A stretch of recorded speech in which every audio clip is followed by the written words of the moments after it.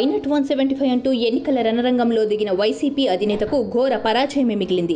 కనీసం ప్రధాన ప్రతిపక్ష హోదా కూడా లేకుండా వైసీపీ కేవలం 11 సీట్లకే పరిమితమైంది.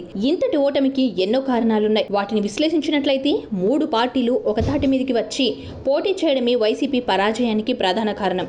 అయితే ఆ పార్టీలు కలవడానికి జగన్ కారణమని చెప్పవచ్చు. అప్పటి వరకు సంసిద్ధంలో ఉన్న పవన్ బాబు అరెస్టు తర్వాత టీడీపీతో పొత్తు పెట్టుకోవడమే కాక బీజేపీని కూటమిలో చేర్చడం వైసీపీకి బిగ్ డ్యామేజ్ అని చెప్పవచ్చు.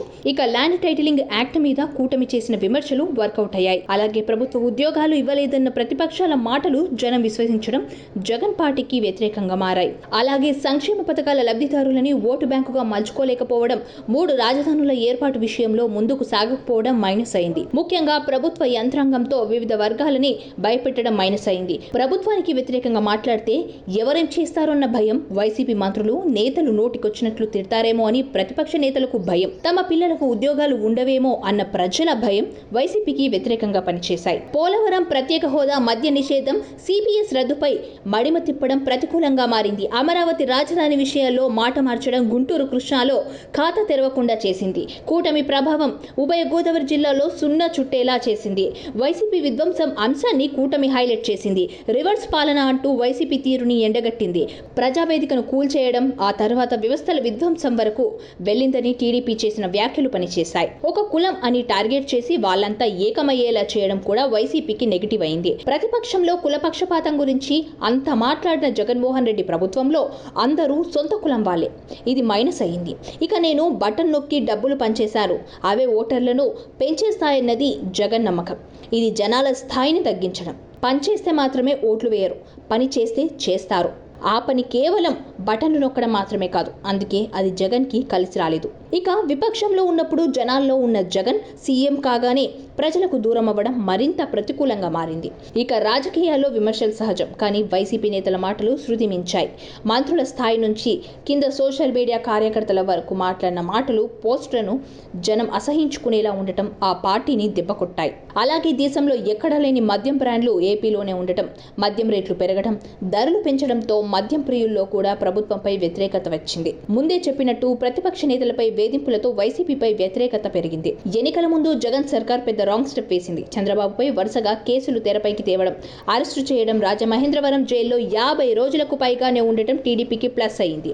అలాగే వైఎస్ఆర్సీపీ నేతల అత్యుత్సాహం, బూతులు నియంతలా వ్యవహరించడం ఆ పార్టీ ఓటమికి మరో కారణమని చెప్పొచ్చు.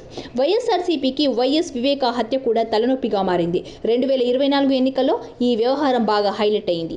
వైఎస్ వివేక హత్య కేసులో జగన్ సొంత చెల్లెలు వైఎస్ సునీత, షర్మిల అన్నతీరును తప్పుబట్టారు.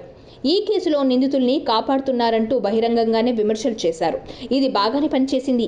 అలాగే కనీసం మీ రాజధాని ఏది అంటే చెప్పుకోలేని పరిస్థితి జగన్ కల్పించారన్న అసంతృప్తి కొందరిలో ఉంది.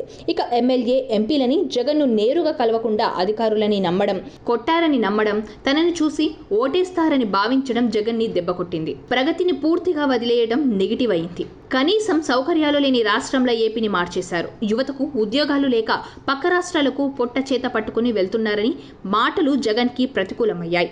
వైసీపీ పాలనలో ఏపీకి ఒక్కటంటే ఒక్క పరిశ్రమ కూడా రాలేదనే విమర్శలు పనిచేశాయి. నవరత్నాల పేరిట అధికారంలోకి వైఎస్ జగన్ తన హామీలు నెరవేర్చడంలో విఫలమయ్యారు. జాబ్ క్యాలెండర్ ఇవ్వలేదు. మెగా డిఎస్సీ పేరిట తక్కువ ఉద్యోగాలిచ్చి చేతులు దులిపేశారు. పరిశ్రమలు రాకపోవడంతో యువత జగన్పై తీవ్ర ఆవేశంలో ఉన్నారు. యువత కూటమికి ఓట్లు వేశారు. అలాగే తల్లి, చెల్లి దూరం అవ్వడం మైనస్ అయ్యింది. వైఎస్ఆర్సీపీ తరపున జగన్ ఒక్కరే నిలవడం దెబ్బతీసింది. కూటమిలో చంద్రబాబు, పవన్ కళ్యాణ్, చివరిలో మోదీ, అమిత్ షా, ఇతర కేంద్ర మంత్రులు, బీజేపీ నేతలు ప్రచారంలో పాల్గొనడం ఆ పార్టీల క్యాడర్లో ఉత్సాహం నింపింది. టీడీపీ జాతీయ ప్రధాన కార్యదర్శి నారా లోకేష్ చేపట్టిన 3132 కిలోమీటర్ల యువగలం పాదయాత్ర ప్రజలకు ఆయన చేరువయ్యేలా దోహదపడింది. జగన్ అందిస్తున్న సంక్షేమానికి మించి అందిస్తామని చంద్రబాబు తన పార్టీ మేనిఫెస్టోలో హామీ ఇవ్వడం ఓ వర్గం ప్రజలకు బాగా ఆకర్షించింది. జగన్ మళ్లీ అధికారంలోకి వస్తే ప్రజలు భూములను లాక్కుంటారనే ప్రచారం పనిచేసింది. ఉద్యోగులకు సకాలంలో జీతాలు చెల్లించకపోవడం, రిటైర్మెంట్ ప్రయోజనాలు ఇవ్వకపోవడం సుమారు 8 లక్షల మంది ప్రభుత్వ ఉద్యోగులపై ప్రభావం చూపింది. అలాగే సంక్షేమం మాత్రమే అందిస్తే సరిపోదనే అభివృద్ధి ఉండాలని ప్రజలు కోరుకోవడం, ఇలా అనేక కారణాల వలన వైసీపీ ఘోర పరాజయాన్ని మూట కట్టుకుంటుంది. సబ్స్క్రైబ్ చేయండి. Please do subscribe to Please like, share and subscribe to top Telugu TV. Top Telugu TV. Top Telugu TV.